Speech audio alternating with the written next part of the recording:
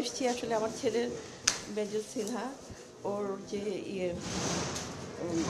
রায়টা হয়েছে ওটা দ্রুত কার্যকরিতার জন্য আমি এই অ্যাটর্নি জেনারেল সাহেবের সঙ্গে আমরা দেখা করেছি। বাকিটা আমার মেয়ে বলবে, হ্যাঁ মেয়ে বলবে বাকিগুলো কি কথা হয়েছে কি না। কি কথা হয়েছে উনি আসলে কি বললেন আপনাদেরকে? আপনারা তো জানেন যে 2022 সালের 31শে জানুয়ারি এই কেসটার চাঞ্চল্যকর এই হত্যাকাণ্ড এই কেসটার ভার্ডিক্ট হয়েছিল। তো তখন থেকেও যদি হিসাব করি প্রায় 1067 দিনের মতো পার হয়েছে।